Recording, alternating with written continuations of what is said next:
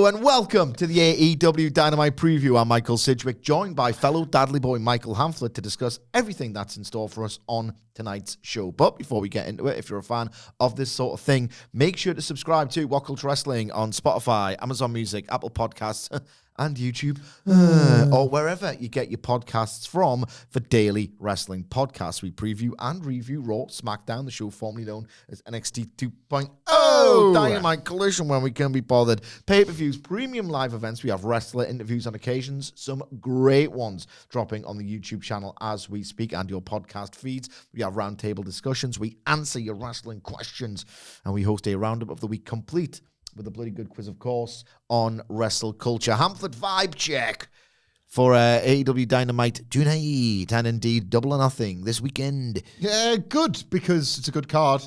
I did watch Collision, so I'm a little bit, but I'm sure tonight will help. Yeah, enormously. Your vibes got harshed because you lost half an hour of Collision, is what you're referring to. No. My vibe got harshed because I was one of the few markets that had to watch the rest. Got it. My God, this Powerhouse Hobbs Wheeler Yuta main event. Wheeler Yuta's good in a certain spot.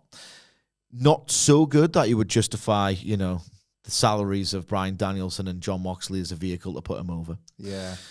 He's a good little rat bastard.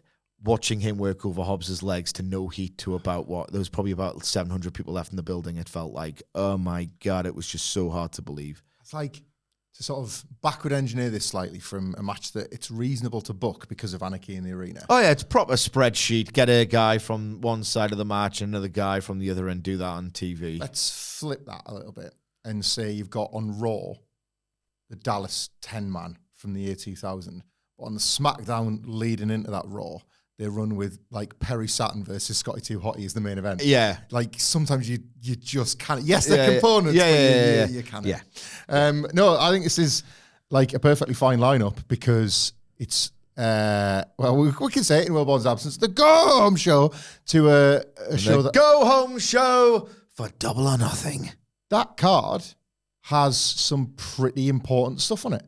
Like there are some, when they're not necessarily all big matches, the big matches have got ramifications and stakes, and it's the latest in a long line of AEW shows that give you encouragement that the creative is focused and the directions are solid and locked in. And like, we can all joke about Darby Allin, he's probably going to blow his skateboard down that mountain and climbed up it. But now the anticipation becomes, when's Darby Allin coming back? Yeah. And that's when you've already got all these cool pieces in a row. Slotting in one of the more exciting ones only makes the show itself more exciting. Like, nothing here has got me like doing backflips, but Double or Nothing does in places, and this is all lead up to that. Yeah. So I'm fine. It's like, I don't know, like if we were talking about Raw, you like your million little directions, Hamflett, but none of this card inspires you. No, because I like my million little directions, and I think that's where AEW is. We've got a million directions in AEW million right directions, now. Yeah. It's a good product for it. On the subject of a vibe check, before we get into the segments announced thus far, we are recording this at 20 past 10 a.m. UK time. Thus far, only 2 matches have been announced, so it might be a briefer preview, or might end up just talking a load of bollocks. Who can say? We don't do bollocks. We don't do bollocks, but who can say we might. On the subject of a vibe check, tonight's AEW Dynamite, Wednesday, May 21, 2025, emanates from the Rio Rancho Events Center, Rio Rancho, New Mexico. I believe this might even be a market's debut. Yeah. Always makes think of Rancho Relaxo, doesn't it? Rancho Relaxo and Rancho Rosa, which was the production company David Lynch and Mark Frost set up for Twin Peaks: A Return. Oh, nice. Just for that purpose. Yeah, you know how there's, cool, they always just do these one-off things. Yeah. Rancho Rosa, so that's in my head. Rancho Cucamonga? What's that? Is that the Young Bucks? Is that the Young Bucks law? There's something Rancho Cucamonga. That's where they grew up. Is that right? Yeah. That's where they grew up, yeah. So Rio Rancho Event Center, more like the... struggling here to get anything dirty out of that. We'll come back to that one in a minute. Rio Rancho Events Enter. Penetrative intercourse. Sorry, guys. Sorry about that. So I've done the math, calc, and trig. Well, WrestleTix, of course, has done that. Current setup for the venue is 3,257. As of 4 days ago, The walk-up could be decent. And there was a 503 tickets sold since a prior update, so maybe they're selling later. Tickets distributed 2,675. There are 582 left for the current setup. Obviously, if there's a late surge, they'll move heaven and earth to get more people in. But ultimately, this venue is set up for 6,000 for hockey and other things. So we're looking at a half full, which less than ideal. It's always just 3,000 in it, more often than not. A nice 3,000, which you'll probably turn into. But it's not in these absolutely over-ambitious basketball-sized arenas that they would run in 2023 when the business was in the goddamn trash. It's like last week when they cut the Now Arena in half, didn't they? The Cedar Center, whatever it's called now. Yeah. So it's the same deal, But this is smaller. It's a smaller place. Yeah. But they've cut off some of it. So ultimately, I'm expecting it to look and feel packed, even if it isn't. But the size of the venue and the gate drawn would indicate that it's going to feel like a nice, bustling, thriving, lively atmosphere, the likes of which that wrestlers love to perform in front of. Can you imagine going out there to, like, I know, wherever, Boston Garden, just as an example, a wicked pisser example, and there's like 3,000 people down. There's just an entire side of the arena, just a ghost town. So, yeah, I think the vibes should be all right tonight. Yeah, it's like I'm looking at this ticket map, and I was thinking the same when we talked about it last week as well. The ones that the tickets that are left, or the blue dots at least on the map, the old Christian Cages. The Christian Cages right now. Remember when Christian Cage was like Bailey in the Thunderdome on those ROH seats? Yeah, the 2019 Ring of Honor like loop. Oh God, that was a bad time for them. I think this sometimes gets under discussed when, and you're seeing it less based on configurations like this. Under discussed when basically the empty side of the building pictures are more used for gotchas than anything else. And this goes back to like the mid 2010s SmackDown WWE shows where you were just nobody. And then AEW had their own sort of version of that. It's one thing to have a bit of fun on Twitter at like a company's expense. It's quite another for wrestlers to be trying to cut like the most profound pay-per-view selling promo of their career, staring at empty chairs. Yeah. Or doing what wrestlers on TV are trained to do, all WWE jokes aside, which is to like find the hard camera if you really want to sell something. It's not hard. Well, there's that, because God forbid I look in anybody's eyes. Yeah. There's none. Like this configuration doesn't just help how it looks on TV and how it's shot and everything. The wrestlers are performing to people. No matter where they are, they're performing to people. And I do wonder when WWE calls and they have to do this, have AEW like stumbled upon a new way to reconfigure these buildings? Because WWE never did. Like, you think about those SmackDowns, or you think of something like Stomping Grounds. Tarp City. When they had a crap house, it was just Tarp City Jones, isn't it? Like, there isn't the need for Tarp now. It's just the big curtain and the tiny ale. Like, I've become, like, they've normalised it. I'm just fine with a tiny ale. Tiny ale. It's like, it's a different way of doing it, but I think it genuinely helps the wrestlers and the matches. In the atmosphere as well. Absolutely. So, let's go bit by bit for the few things that have been announced thus far.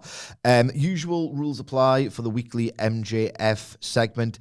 Dunno, looking forward to it, is the short answer. Tonight, MJF, flanked by his lawyer, Smart Mark Sterling, is set to officially sign the contract and formally join the Hurt Syndicate.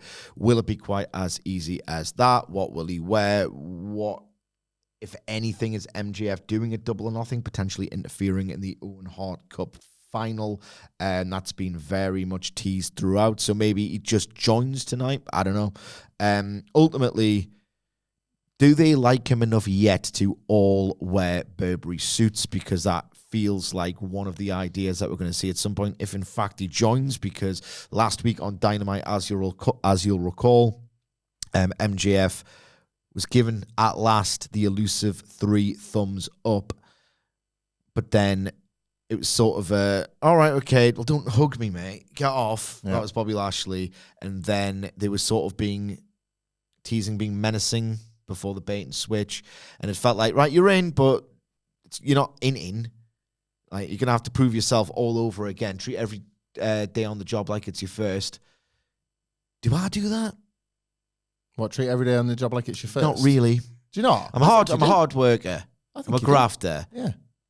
I think we both do. Me and you, it's like an annual Christmas tradition where there's two of us in the office and we toast a little, another year. Another year. But I think like there's a micro version of that most days. I would say there'll be something where we're like, and it's because of like flashbacks to all the jobs or like taking a moment to go, it's really good. Good stuff in it. Like, I think you do. I think we both. Then again, the first day of the job, the first week on the job, I think I wrote 2 dissertations. This is pre-podcast, very much list. I think I wrote like 2 dissertations in my first week. Just I can do it. I'll never burn out. Watch me. Well, watch me. I'll never burn out. It's the first opportunity to like unleash like 20 plus years of takes. And you're so full of stuff. On You know what? Yes, I do want to write about CM Punk at Money in the Bank. Yes. 2-3 years later. I got nothing left. I can't think of a single joke at Insight. Yeah. It's hard. Honestly, it's like... just think about our struggle. Think about our struggle. So MJF is going to join the Hurt Syndicate, maybe, because he also, after being welcomed in, 3 thumbs up, had a chat with MVP backstage. They're not immediately best friends yet. If in fact he joins, there'll be a process of earning trust, and he gets Smart Mark Sterling. Could you just you'll cross the T's and dot the I's on this, because it's business, it's not personal. And MVP was like, what are you doing? Yeah. What are you doing? And MJF was like, come on, it's business. You got to do this. And MVP relented and was like, yeah, okay, I do get that. But at the same time, I'm a little bit apprehensive about what's going on here. So options, I guess, big Pinnacle-esque swerve thing, or he simply joins, but they have some lingering tension, with the idea being that it's not going to last long, and at some point MJF's going to build a stable of some sort to oppose the Hurt Syndicate. Is there anything? I'm just spitballing here, just in a scatterbrained way, because again, they are in control of this. They've got a plan. Yeah. It's evident week by week. We've never really been 100% across it, even though I did guess, the jumping hug last week, so maybe we are a little bit. Is there something in? So the Hurt Syndicate formula is they'll wrestle a team that is either over or looks somewhat credible or has something, or basically at this point is a tag team, giving the lack of depth in and focus upon the tag team division. Sammy Guevara and Dustin Rhodes, maybe they are just challengers of the month, and this entire thing just orbits around the Hurt Syndicate, and there's not much depth or other things going on outside of FTR and the Bucks, who aren't really likely to face the Hurt Syndicate anytime soon. But is there anything, not just challenges of the week, in MJF sort of drawn together again, indirectly, if you like, with Sammy Guevara, who's teaming with Dustin Rhodes? Could MJF and Sammy Guevara form a tag team out the back of this, or is there anything to it, or am I just talking for the sake of it? I was thinking the opposite, but I did think it was quite cute that the Hurt Syndicate find themselves against Guevara and Dustin Rhodes, 2 people with like historic issues with MJF. Pretty much date back to like AEW's origins as much as anything. Like, yes, Guevara and MJF at times have had common interests, but they fought just as much. And such great chemistry when they pretend to be mates. MJF and Sammy. They do that bit where they're like mates. So there's no trust from the very beginning, but they're both trying to keep the facade up. Such great comedic chemistry. But I think, again, not knowing has been part of the fun here. The spitballing is part of the fun. This has inspired so much fantasy booking. Yeah, we're only doing this because work me, daddy. I don't know what you're doing here. Yeah, the stuff that comes true is great. The stuff that doesn't, like, it just, they allow you to imagine these things that might happen.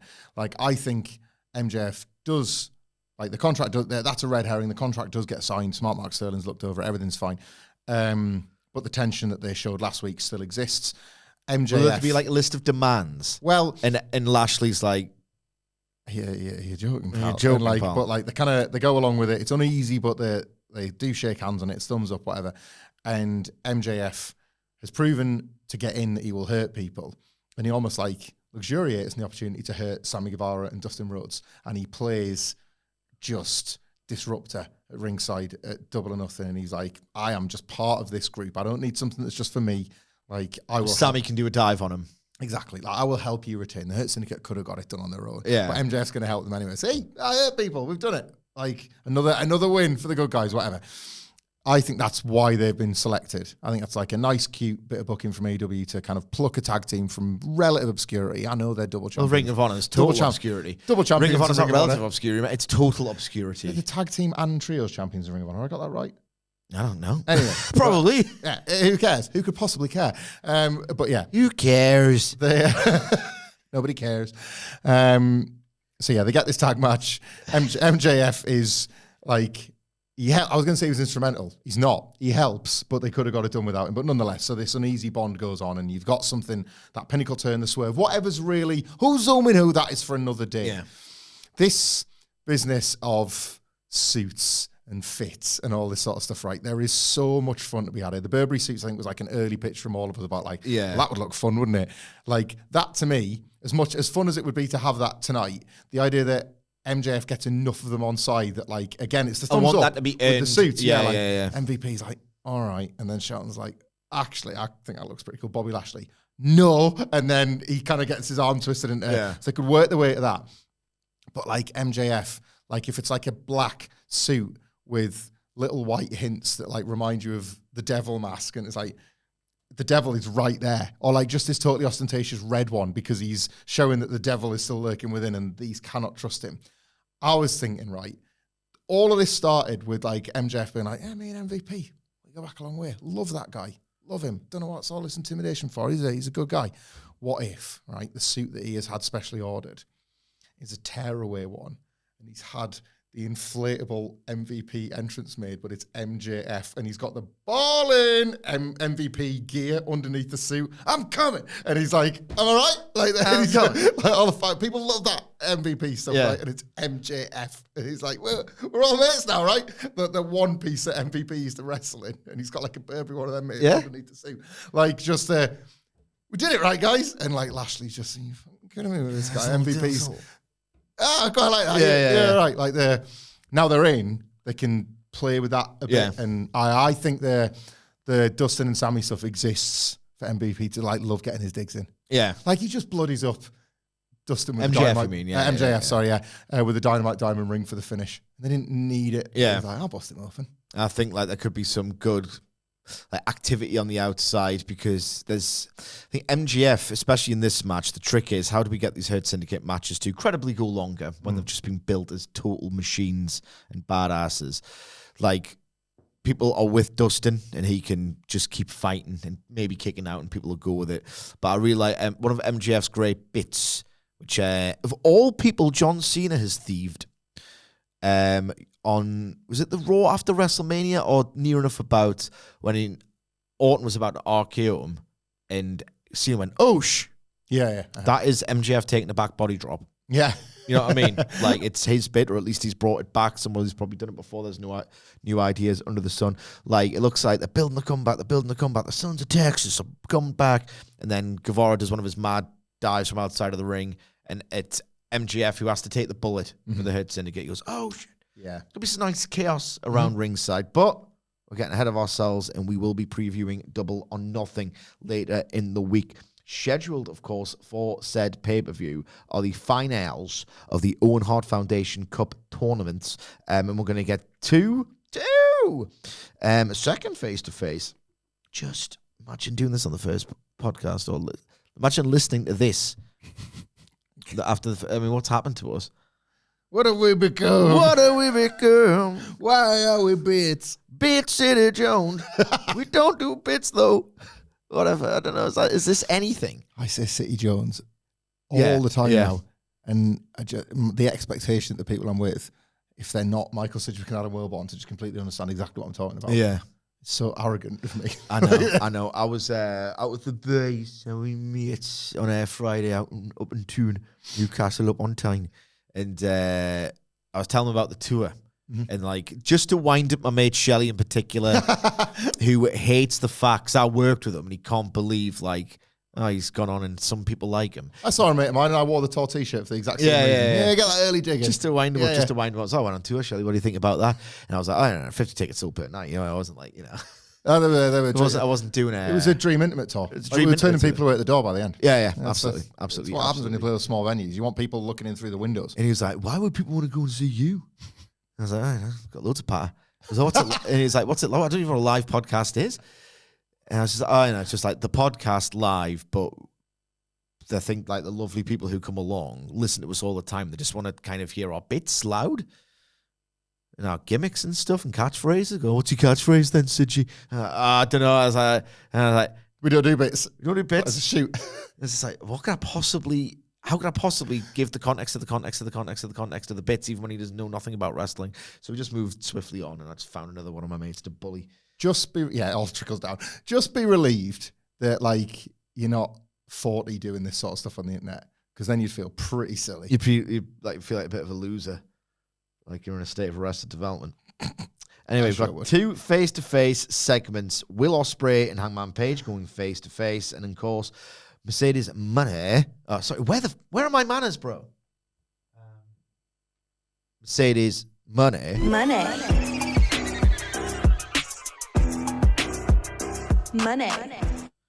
Going face-to-face. I had an idea for this, right? Because I'm not entirely sure what's left to be said, particularly between Ospreay and Hangman, because there's no real grudge. They spent some time last week in the match. I would describe it as earning the idea of a match that's going to go badly awry. They've sowed seeds of mistrust with that narrowly missed hidden blade. So they've built the idea of, right, they can coexist to a point, but the way the match was structured and arranged, they don't necessarily trust or like each other, and there's been a little bit of edge to their verbal interactions, so it's going to get spicy, and it's going to fall apart, but they've earned it, and it's not just going to be this really aggressive, nasty match. It's going to mutate as the match goes on. We will say new things on the preview, I promise. So other than, questioning one another's credibility for the role of top guy, which Ospreay has done, and it made sense in this context because Hangman has been designated the main character. There's no real personal stuff. I know it's quite hard to build this babyface versus babyface stuff when there's not much in the way of incident you can do. There's not many betrayals, beatdowns, like all of these sort of like Rolodex of incident that you can build like a classic babyface versus heel, good versus evil story, So I don't know what they've got left to say to each other. So if you've got anything, pitch in when I throw it to you. But I had an idea for the construction and the arrangement of these 2 face-to-faces and how one can feed into the other, right? So I reckon Ospreay and Hangman can go first, with the idea being that Mercedes is a heel, Hater is a babyface. They've attacked each other outright. So that's way more. We're ready for fighting now. Yeah. We are ready for fighting now. So I had an idea of, will Ospreay and Hangman Page do the sit-down first with the remarkable Renee Paquette in a, backstage sort of thing? It can get, sort of nice at first of, I didn't mean to hit the hidden blade. Don't be a dick about it. I'm not being a dick. Get some tension built. And it's like, I don't know. I'll do it at the pay-per-view, though. In fact, I'll do it several times. I will do it several times. I will break your nose if I need you. That sort of thing. They eventually go nose to nose. The tension's built. They want to build the idea that you are desperate to see these 2 clash. There is a pay-per-view match that they are going to sell after all. And then at the end, they get up and each fling the chair back as they go nose to nose. And then the big face-to-face is like, oh, they're ready to fight. I'm ready to see them fight. Take my money. Okay? That works. So the chairs have been sprawled, right? And, right, okay, it's like, oh, God, right. Well, it's fell apart, but let's get some production people, set up this scene, get the chairs back in position, because we've got another one of these to film with Mercedes and Jamie.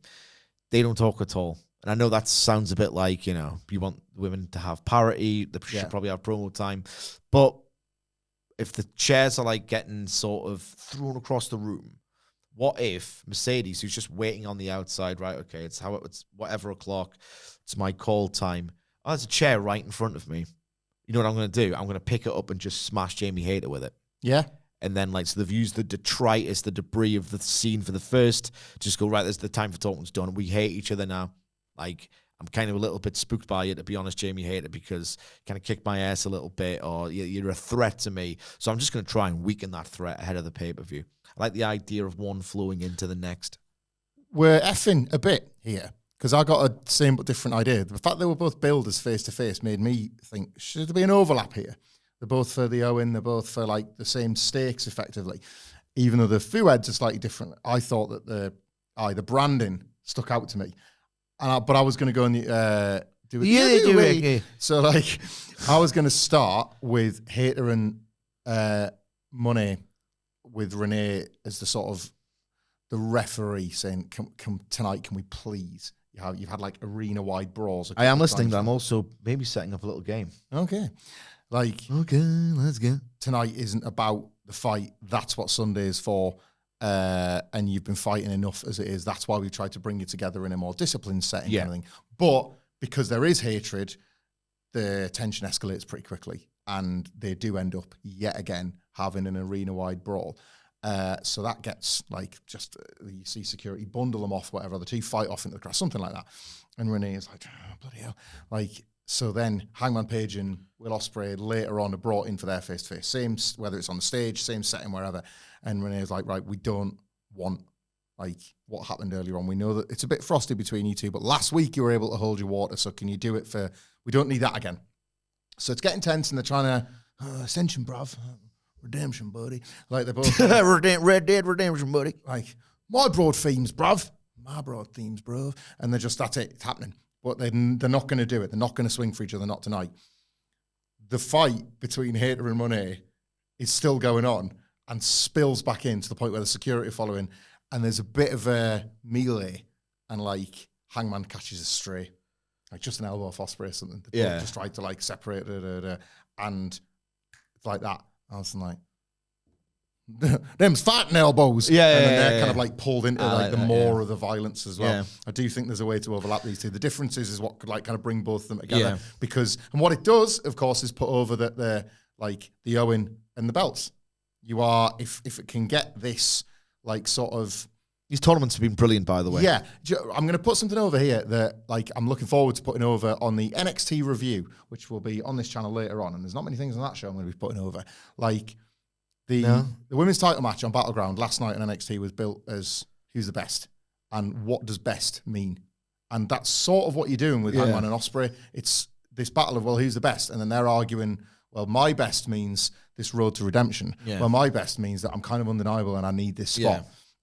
So like that, not who's the best, but what is the best, I think is the thing that Hangman and Ospreay can actually still talk about. They've got a different perception of what it means to be the best. I've got an idea as well, potentially, because if you everything about episodic wrestling TV is to build to the next, to build to the next, to build to the next.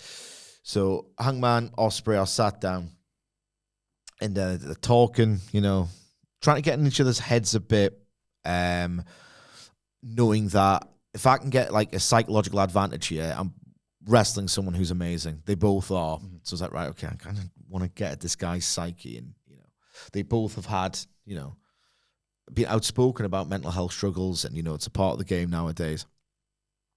What if, because at some point the presumed direction is Hangman and Swerve versus the Young Bucks for All In, stemming from the events of Dynasty and all the rest of it. And the fact that Hangman Page and Swerve have been closer than ever to just being that babyface super unit, which is just going to be awesome when they do double teams. Filling in for somebody in Blood and Guts, and the two of them have to work together in the cage. As contrast to how it was last year. I like that. One of the babyfaces goes down hurt, and Hangman Page takes the spot, and they have to link arms in a cage. I think would be quite a nice visual. I love that. And a way to potentially just gently remind you that that's the direction, or to keep their names in the same breath, if you like. Ospreay could say something to the effect of, I keep being told I'm having a match this Sunday in Arizona with the main character of AEW. Well, it's funny that because Swerve's not on that match graphic, it's you. Nice. Something like that. That's good, yeah. So you get Ospreay getting a bit of a psychological advantage. I thought I'd already wrestled him, bruv. Yeah. And I beat him in all. Oh, no, you lost. You lost him, yeah. So I didn't say that bit. Don't mention the result, just the fact that the match happened. Because the idea, and I told you, I'm sorry, I know the worst ranting podcasters, when they get one thing right, they'll just run away with it forever. So I don't want to be that guy. But I did say all along, I'm noticing, it was very noticeable that all along, he beat Jarrett, and, but he beat Swerve. But he was losing a bit. Lost to Darby Allin. Lost to Jay White twice. Yep. back-to-back pay-per-views, I think. Yeah. The idea being this version of Hangman, the reason why you're not winning is because you're not you. This is not you. You're not Hangman Page. So in a way, you haven't actually lost. You will only start winning and being yourself again when you get redeemed and you're a babyface. So at the minute, it essentially is a babyface Hangman Page, but that will get solidified when Hangman and Swerve reconcile or like come up together for the first time and right, we're forgiving each other.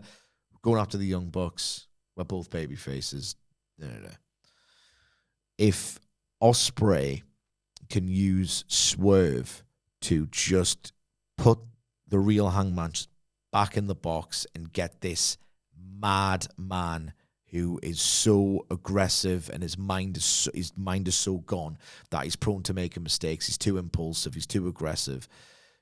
Maybe that's what they actually need to do tonight. Like it's a nice detail, that, yeah. Get the nice detail of, right, so Ospreay can say, Swerve, Hangman, sorry, like I'm fighting the main character, but Swerve Strickland's not on this match graphic, so I don't know what we're doing here. And then Hangman's like, it's like, right, you've got him. That's probably why you're going to win. That sort of gives Hangman an out as to why he's lost the second consecutive Owen final, is it?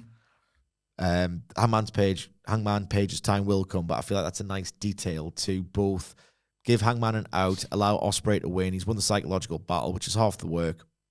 Because when he beat Swerve in the cage, Hangman, the whole point was he won nothing. Yeah, he won nothing, yeah. So he wasn't re-energized by that one bit. Yeah. If anything, it drained him of everything else. Yeah. Oh, the goodness is gone now. Yeah. Yeah. So I like the idea of just keep that slow burn babyface ticking. That's the reason why ultimately he doesn't win. His mind's still not completely over it. So I like that, actually. Good fantasy booking from me. Good stuff. And definitely in the match. Definitely. Do a Swerve move. Swerve stomp or JML driver or something. Like, 100%. Oh, yeah. Like, 1 count kick out. Yeah. Like, enraged, like, you're doing that to me. Yeah. Hidden blade. 2.99. Save. Remind me of that spot. Of that you just come up with. There are two matches announced so far. I'm expecting 5. It's an AEW Dynamite card after all. Yeah. So we've got 2 to talk about. Then we'll play a game to determine what maybe the 3rd and 4th matches are going to be. I don't want to do it 3 times.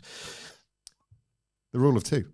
Dynamite's run of, well, we're back to the days of a 4-star match every single week appears to continue, or is it? Thank you. If you got a memory lurking in your brain? I'm not excited by the 6-man. Well, I am, but also, should I be? Yeah? Because we're going to get into it. It is Jon Moxley and the Young Bucks in a teaser for Anarchy in the Arena versus Swerve Strickland, Samoa Joe, and Powerhouse Hobbs. Now, most of me thinks on paper, look at that. Look at the state of that. First of all, it's almost immaterial who the other 4 people in this match are. It is the Young Bucks in a trios match. Yep. Ergo, 4 stars minimum, really exciting, tearing down the house. Where's the finish? Where's the finish? Where's the finish? Oh, I think the finish is coming. That's a shame. I was enjoying this match. Oh my God, it wasn't the finish. That's the Young Bucks match experience for you. On top of that, there's a freshness to this dynamic because I can't recall the Bucks working Joe in AEW. Oh, God. I can't recall That's a good question. The Bucks doing much of anything with... They've obviously got great chemistry with Swerve. We've seen that a few times now. But Hobbs, they are going to do those, like, Powerhouse Hobbs in the throes of the drama, the double lariat, the inside-out bumps. Like, they're going to get killed by these dudes. It's going to look awesome. And if Samoa Joe has a night where he's like more sluggish than deadly, which can happen, doesn't matter. The Bucks will create the movement for him. Yeah. And they are so clever that they will make Joe look like a killer when, let's face it, last week in that cage didn't really come across as that sort of Samoa Joe. Hence one of the great reasons. Chemistry in the past, the Bucks and Joe. Not PWG, Ring of Honor? Definitely seen them wrestle. Would have been in Ring of Honor, I Ring think. of Honor, yeah. Yeah. I can't recall it, to be perfectly honest. But regardless, I think they're just incredibly intelligent and they know how to build a match and they'll know, right, okay, like that was the whole thing. That's why Meltzer is so fervent in his praise towards them, where it's, and we've said it with Private Party as well. It's like everyone has the best match of the Bucks. Everyone comes out of a Bucks match looking incredible, and they will think, right, okay, well, our job is to have the best match possible and make our opponents look amazing. How do we make Joe look amazing? Like, what if he nopes something like they just do? You know, that like incredible stuff, and he's like, no. What? Ah, that'd be so nice. The signature of the Young Bucks doing the whole when Nick Jackson goes leg out of the ring, apron, moonsault, and Joe just nopes it. Yeah, because he's done something to one of the other guys in the ring, so he's on to the next bit of the. No, he's on the outside. Oh, like he's doing it like. No, but you know, like normally it'll be like move in the ring, and then to the and then hit the other tag partner on the floor. But Joe's the other tag partner in this case, and he's just like, I'm not going to let you see. I'm just going to walk straight away. I'm thinking more that Nick Jackson when he sort of, I can't remember the first bit of the sequence because my mind is cheese, but he basically does one where he steps out of the ropes and then does a moonsault to someone who kind of just happens to be there, but it's always quite organic, and he can just joke and just walk away from that. Just gone, yeah. So, yeah, all that said, 4-star floor, Young Bucks, trios, bringing the house down. We know what we're doing with this. 1 second. Bear with me 1 second here. It's time to play the game! Time to play the game! Ha ha ha! What spooks me about this match? Is it the Young Bucks teaming with John Moxley? Why? Well, other than that time they wore the camo to sort of suggest to John they were on side with him, only to turn on him in the aftermath. Well, I mean, is it that? Because the aftermath was very, we're not going to stay with you, John. It was a bit of that, wasn't it? Right. So, I mean, look, we're not going to do that again. I think they must have took that personally. Yes. The next week, they were like, oh, God, the Bucks are back. It was like literally a week later where they wore the chandeliers on their head and we heels. So it was because do you remember they debuted it on the house show? Yes. So you were seeing still images and we were, what the hell is that? Yeah. Like, it looked amazing. Yeah. The reason why I'm a little bit spooked is that the last time John Moxley and the Young Bucks teamed together was, I believe, against Omega and two other dudes. Omega and the Good Brothers? Potentially. And the whole thing was Bucks are baby faces. Yeah.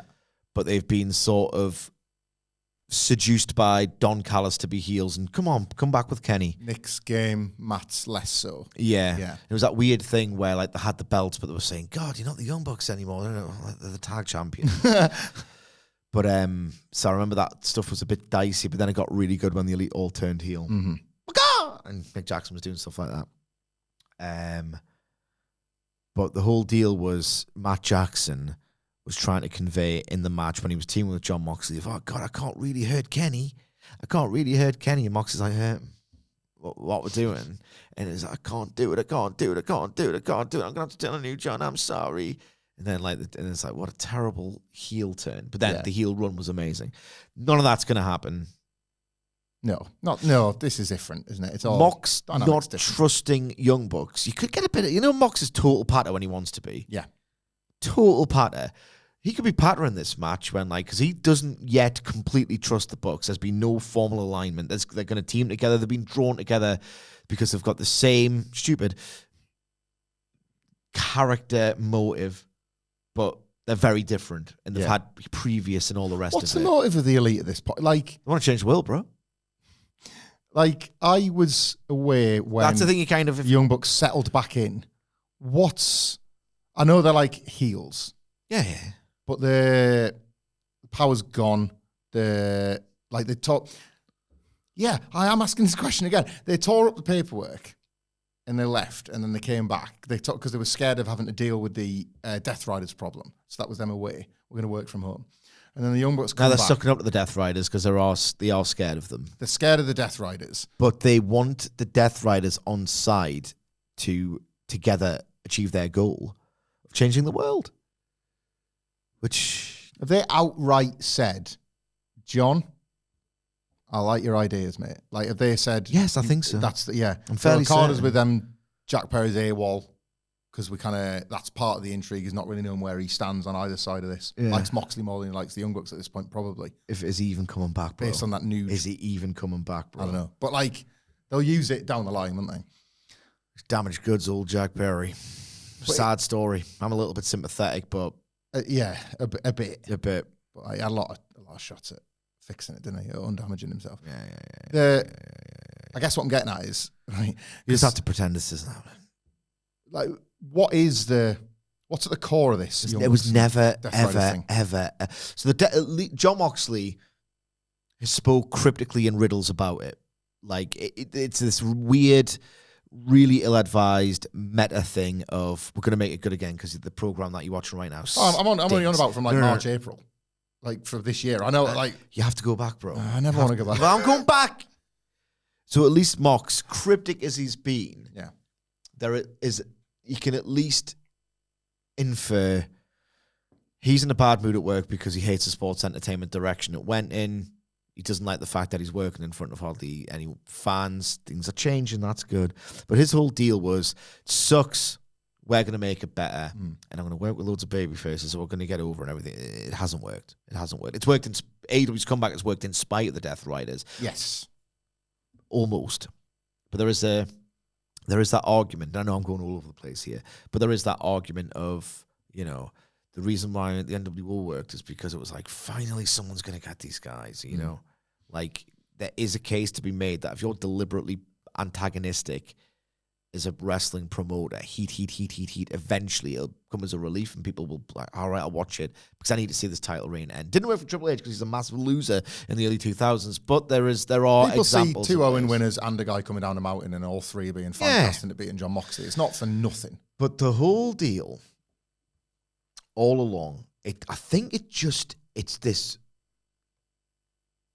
half-baked, not remotely well thought through attempt to fictionalize the respective bad moods, like, concurrently of the Young Bucks, who've always got that sort of pet lip, wobbly lip, childish, I'm not into it anymore. I think both the Bucks and Moxley have each had this at various points. Moxley had checked out, the Bucks had checked out. Yeah. And they thought, all right, we can use, maybe this will work. Is this anything? Us being checked out, not really happy with the promotion like we were in 2019 and 2020 and 2021 for various reasons.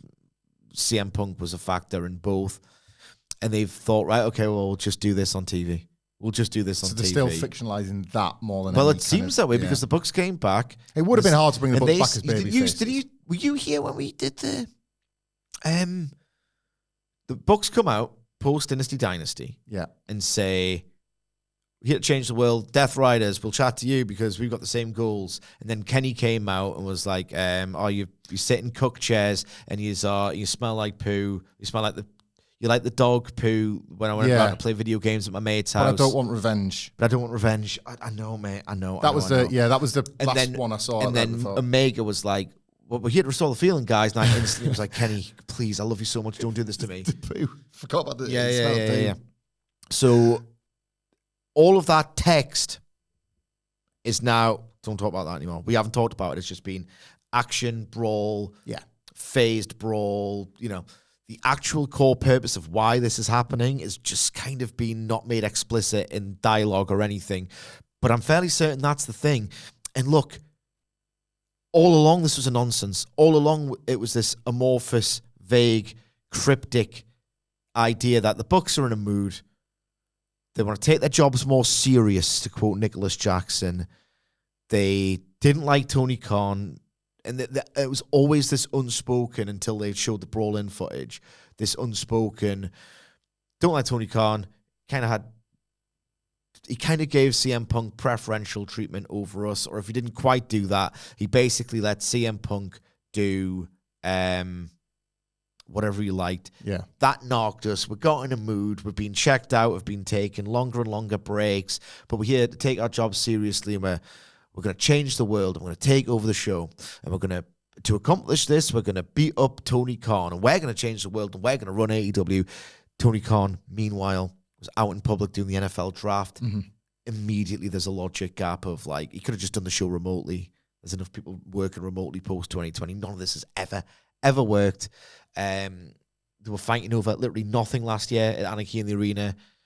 At least now with Kenny, with the Bucks writing, just basically firing Omega from the Elite, replacing him with a Carter, all in now makes sense. Yep.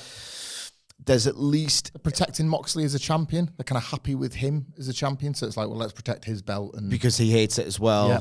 It's all that's vague nonsense that I don't like. I'm therefore lowering my precious standards to just forget why this is all really happening. And instead I'm focusing on, right, well, okay, there's actual personal tension between the Bucks and Kenny. I love you guys so much, but when is there not? Like, Hangman and the Bucks... Hangman also got kicked out. The Bucks still want Hangman back or so. It is a bit like...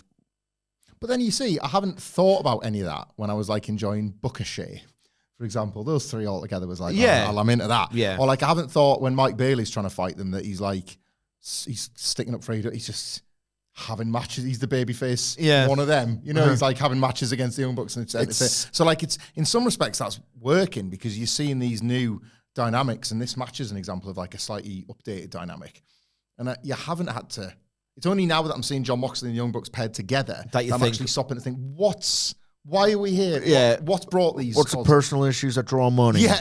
You know I haven't what I mean? actually cared up until this point. But then when you see these together and then when you really think about it, this is all kind of a nonsense. It's all kind of a nonsense. And I'm looking forward to the faction, the two finales of Faction Warfare season. Actually, no, I'm not looking forward to Blood and Guts. I do not like it at all. I'm looking forward big time to Anarchy in the Arena because it's always a blast. Even if it's a watch it once and forget about it, in the moment, it's always a blast. Get this over with, dethrone Mox, and then we can finally... That's when I think the real comeback's on. It's Moxley losing the belt, isn't it? Yeah. Because it does then destroy everything underneath it that needs to go. Then the Bucks... in the clear space, you can be like, well, all that mid-card stuff was really good. And now that can start moving up. Yeah. Because this main event thing's been cleared up. Then Mox can take a break, maybe, I don't know. But ultimately, 4-star match, if you kind of ignore why, in fact, it's happening. And the last talking points here, and only the second... match announced thus far for Dynamite. Mina Shirakawa is going to beat Julia Hart as Tony Storm commentates. Yep. It's fine, I guess, but Tony Storm... There's got to be another way. There'll be like she'll pop everybody with something vulgar on commentary. That's like a guarantee. Some bit of innuendo, I'll predict. And then... Innuendo and out the other. Yep. And then Mina Shirakawa beats... Julia Hart, and Julia Hart's... What's she even doing now? Hounds of Hell. Scary. She's got no aura at all. No. And like they put a lot of work into her comeback, and I think she buys it and believes in it. And the stuff, videos were decent, like well produced. It's just not for me, and the ring work's not there. And I feel like it's tricky, isn't it? Because she's booked. She's booked to a level, and I don't mean that to be cruel. Like should still be losing more than she wins, and it should still be as much about reps and experience and get like small gains. Like a good run with the TBS title that didn't drown her, but I just think she's still so young as well. There's like loads of time, so she's booked to a level, but she's produced way beyond it. And that creates this like I don't know that they don't sit together. How she is returned to television, or how like that character is presented, or the work she puts into it with other people, third parties maybe. Like, you'd think, well, line up for a main event run. And the booking is always just like, nah, you're just in a 6-week cycle. She's like a different Anna Jay. And if you've got this weird gimmick where it's one of those, again, where if you stop and think about it, we're thinking, what are we doing here? She got magic mist in her eye, changed her personality into something darker, turned the wrestler into something more formidable, and it kind of, because the booking was committed before the injury and she won the title and everything, you'd think, all right, okay, well, I'll have a little bit of latitude towards this because she's actually winning, and you're somewhat getting the idea across that she's winning. So even if it's a load of spooky nonsense, if you really think about it, at least she's not getting rolled up, you know. They were going with her, and it's easy to get on. It's like, easy, but now it's like, well, she's no longer, how you say, spooky or troubled or in two minds. She's just someone who wears a bit of gothic clothes and loses. Is there any fun to be Yeah, I had? did that a lot when I was 15. You didn't want to see me wrestle on Dynamite. Don't know why there, but of all the things I could have pictured you with, it's like very, very, very wide black jeans and like a wallet chain. I don't know. That was what came right, a Sidgwick wallet chain. I didn't go that far. It was weird. I would wear always like the metal hoodie. I was like year 8, year 9, had a Metallica hoodie in school. I never had like long metal hair. Every now and then I might put a little bit of black nail polish on. Mm-hmm. Try and dye my hair blue. Did you? I was a failure. Didn't work. No, I never realised, right? I tried to spike it up on occasion. Didn't look good. Didn't work. I always had rubbish hair. So I just used to towel dry it and just go in. Used to just raw dog hair. Yeah, I had female housemates at university that made me realise what the difference was when you used either a hairdryer or straighteners. The hair dryers and straighteners era was like, oh my God. Oh, that's how all of them other lads are doing that. Yeah. It was me thinking it was like shower towel and go. And there's more to it. Same. Yeah, I had the exact same thing. What a revelation it is when you can go out and look a little bit like pleased with yourself. I've got like quite fine greasy hair and like again, one of my housemates was like, just try this dry shampoo. It'll be out in 10 minutes. And I was like, brought it back to life. So no knowledge. The blow dry was a revelation for me. I resent my sister. She used to watch me struggling. She used to like let me go out the house looking like that. Blow dry your hair, maybe a bit straighten it up a little bit, and then you look like weird phenomenon I was thinking about the other day. Like a B- indie kid. Well, so I had a lot of mates that were less so metalers, but sort of pop punk emo kids, and it just wasn't a scene I liked. For me, it was like kind of all of the above. So my look was... It was like a hybrid. Yeah. So they went for like... Until I started ripping off the Strokes like everybody did. That's where I found it. We talked about jeans, and it's like, they're the type of jeans I want to never go out of style, and they have. It's all right, though. I'm 40 years. I'm nearly 40. I don't really give a days. They went for like really, really wide. I am listening. I'm just setting up. Standing on the heels of your jeans, like skater. Yeah. I couldn't do it. But my little way to make my jeans interesting because they weren't a mile wide. Do you remember this? Like I'll still have like a material belt. But remember how you wouldn't put it through the belt loop and you would have it coming underneath your t-shirt? Yes. That was a strange. And then it would fall down flat and you could never get it back. Yeah. You can never reset it properly, but God forbid it. As a result, it was a very clever tactic by H&M and the like, because it meant you had to buy a good-looking belt because it was sticking out below your t-shirt. And then I think, oh God, I was about to say something there, and I've got to say it now because I started the thought. The point at which I would have replaced the belt that sticks out underneath the t-shirt was probably the first point I bought a studded belt.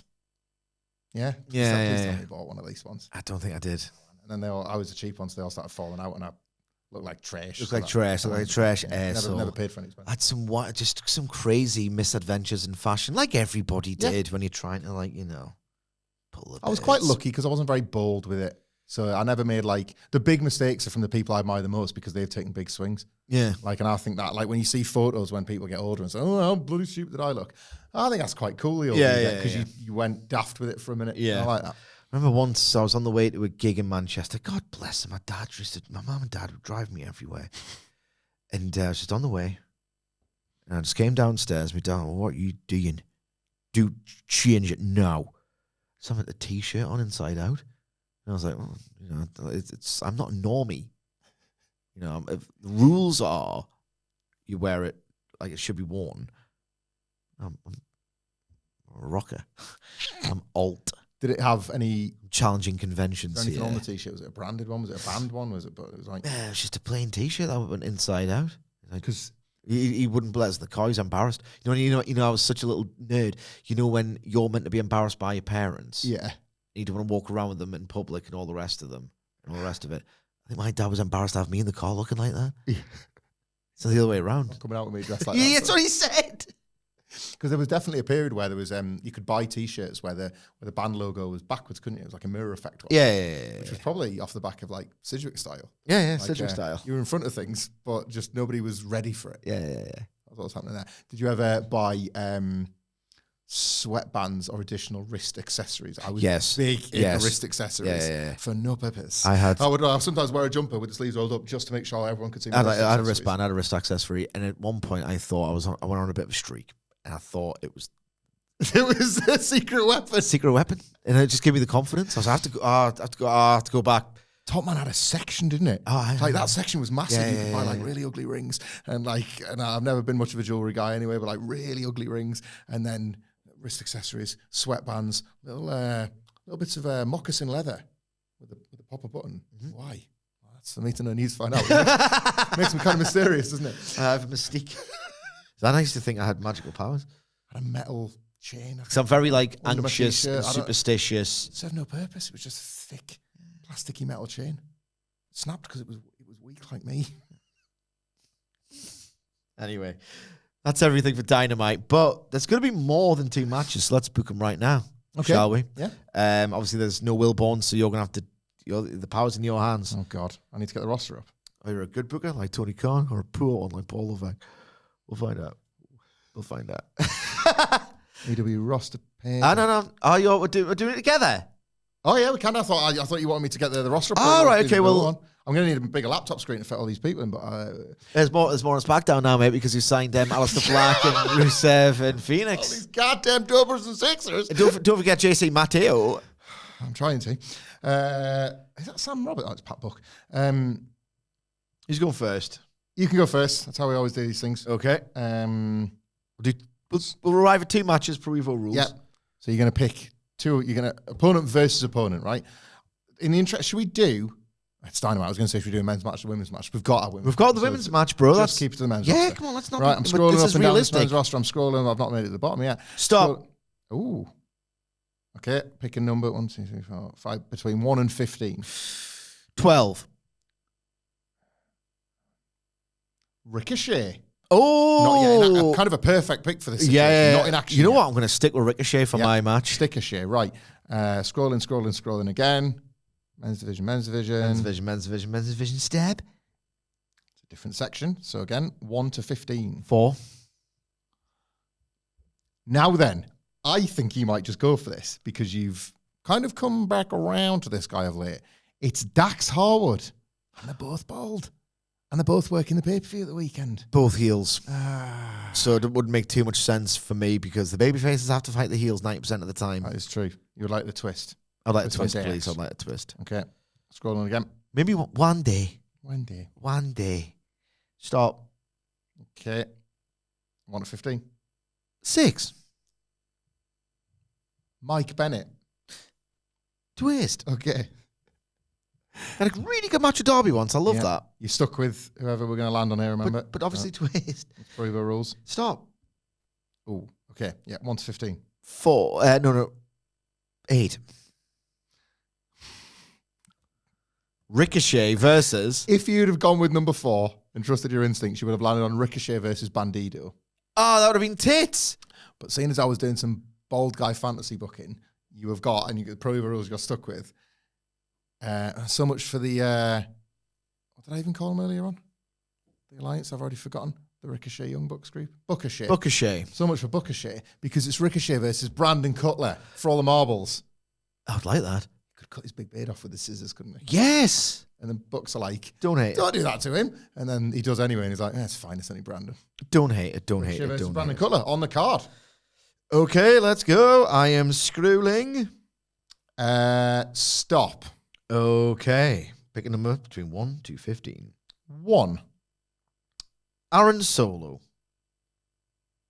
Do you know what? I'm going to stick because there's going to be some big squash, and he always loses squash matches. Okay. So I'm going to line up his opponent for a good night. Range. I'm looking for range, Sidge. Okay.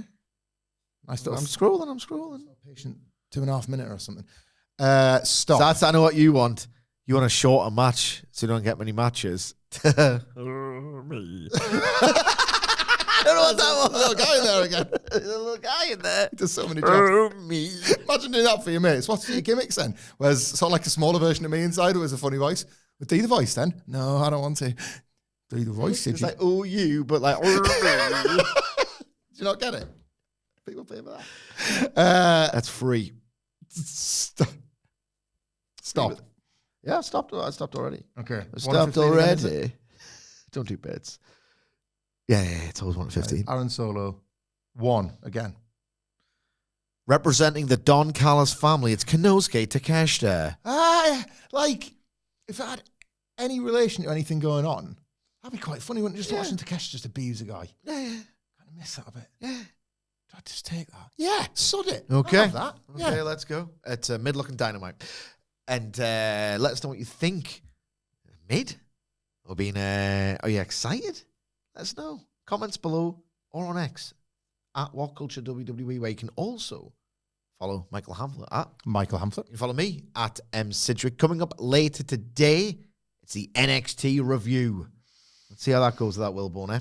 Yeah. We might need your support, so come and listen to that. We'll be back tomorrow, all going well, to review this episode of AEW Dynamite that we've just previewed. Thank you very much for joining us. We always appreciate your listens and views so much. Thank you very much for Michael Hamflett for joining me today. And subscribe to WhatCulture Wrestling wherever you get them for daily wrestling podcasts. And we will see you soon.